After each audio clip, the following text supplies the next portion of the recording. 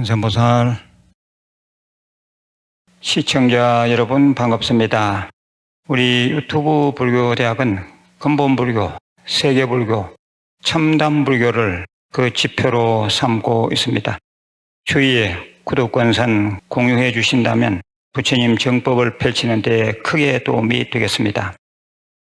오늘은 원성취진언을 3번 외우겠습니다. 오마모카 살바다라 사다야 시베홈 오마모카 살바다라 사다야 시베홈 오마모카 살바다라 사다야 시베홈. 오늘은 무일 우학스님 글 시간입니다. 명심보감하고 있습니다. 태공이 말하기를 보통 사람은 운명을 거스르지 못할 것이요 바닷물은 말로서 그 양을 측정할 수 없느니라. 원문이 이렇습니다. 태공이왈 범위는 불가역상이요 해수는 불가두량이니라.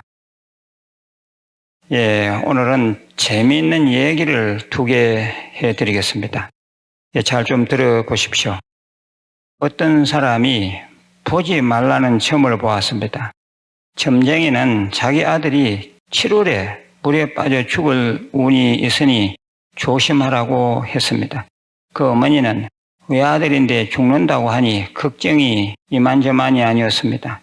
그럭저럭 시간이 흘러 7월이 되자 그 어머니는 아들이 물가에 가지 못하도록 방에 가두어 두었습니다.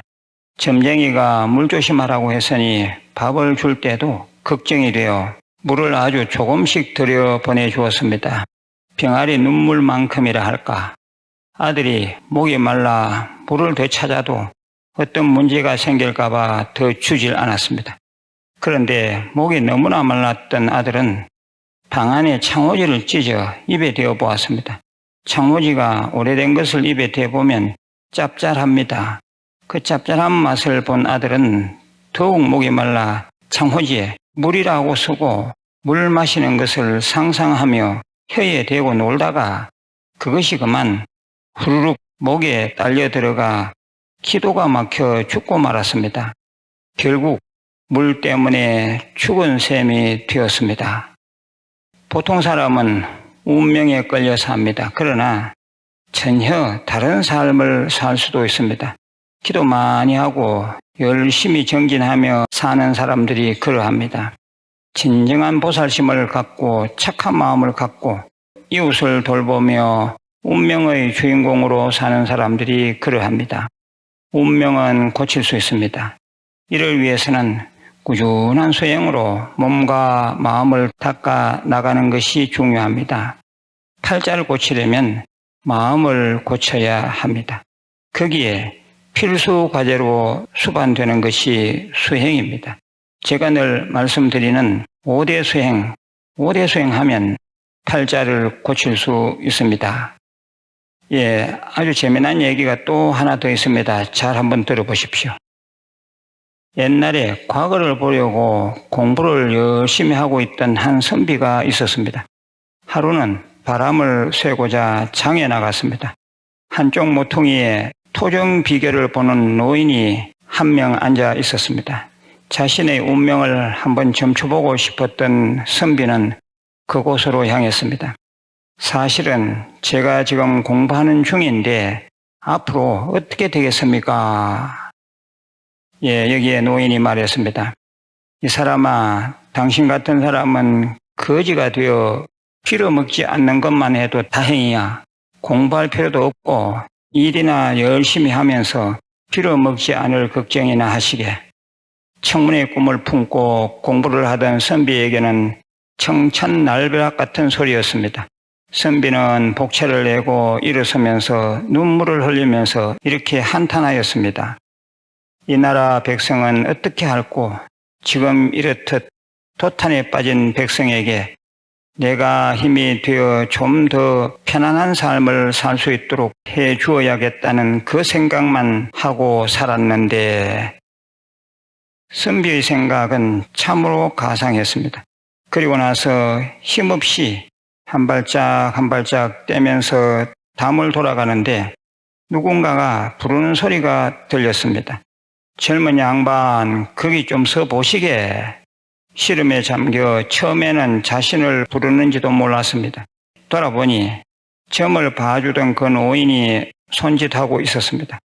왜 그럴까 궁금하기도 하고 아까보다 더 심한 소리는 안 하겠지 하고 다시 돌아갔습니다. 선비가 오자 노인이 말을 했습니다. 내가 잠시 착각한 것 같구려.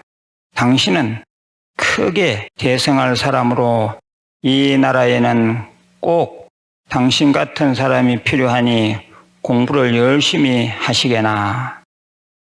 이 말을 들은 선비는 다시금 용기를 얻어 집으로 돌아와 열심히 공부를 하여 드디어 꿈에 그리던 재상이 되었습니다. 큰 인물이 된 것입니다. 수십 년이 지난 어느 날 재상이 된 선비는 바쁜 일과를 끝내고 잠시 과거에 대한 회상에 잠겼습니다. 자기가 걸어온 지난날을 생각하자 문득 장터에서 있었던 일이 생각나는 것이었습니다. 처음에는 빌어먹는 것밖에는 안 된다고 했지만 나중에는 왜 다시 큰 인물이 될 것이라고 했던가. 그것이 무척 궁금해진 재상은 기회가 된다면 그 노인을 만나서 이유를 물어보고 싶어졌습니다. 그래서 어느 날 신하를 데리고 그때 그 장터로 혹시나 하는 마음으로 가보았습니다. 놀랍게도 그 노인은 그 장소에 그대로 앉아 있었습니다. 이미 많이 늙어버렸지만 그때의 그 노인이라는 것을 한눈에 알아볼 수 있었습니다. 말에서 내린 재상은 노인에게 인사를 하고 말을 건넸습니다. 저를 알아보시겠습니까? 그러자 그 노인은 웃으며 말했습니다. 기억하고 말고요. 비록 제가 장터에서 역학을 보긴 하지만 그렇게 마음 씀씀이가 크고 백성을 생각하는 사람은 처음 보았습니다. 그러니 기억을 할 수밖에요. 재상이 그제야 자기가 궁금했던 점을 물어보았습니다. 그런데 처음에는 저를 형편없는 사람이라고 하셨다가 나중에는 왜 다시 대성할 것이라 하셨는지 지금도 그 점이 궁금하여 찾아왔습니다. 노인이 대답했습니다. 범인은 다 운명대로 살 뿐입니다. 그것을 우리는 관상, 수상, 사주라고 합니다. 관상보다 더 중요한 것은 골상입니다. 그러나 나으리 골상이 중요하다 하나 가장 중요한 것은 심상입니다. 여기서 얘기는 끝났습니다. 마음이 지극히 아름답고 그 마음 가운데에 기도하는 마음, 부처님 생각하는 마음, 보살심을 가진 사람은 문제될 것이 아무것도 없습니다. 즉 사주팔자, 운명 그러한 것이 문제가 안 된다는 것입니다. 그래서 기도 열심히 하여 팔자 고친 사람들, 죽다가 살아난 사람들에 대한 이야기를 종종 듣게 되는 것입니다. 이렇듯 마음, 심상이 중요합니다. 이 심상은 불교에서 내적 수행을 말합니다. 자신이 박복하다는 생각이 드는 사람일수록 기도를 열심히 하시기 바랍니다. 그러면 박복해지지 않고 후득해집니다. 바로 이것이 내적 수행으로 나타난 마음의 상입니다.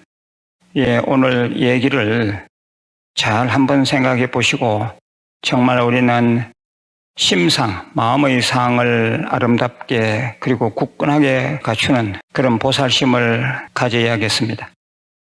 마지막으로 공지사항입니다. 우리 절에서는 연중무휴로 늘 행자 모집하고 있습니다.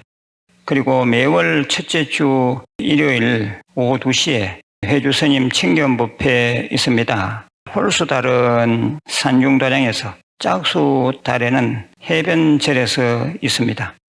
오실 때는 편한 신발을 신고 오시기 바랍니다.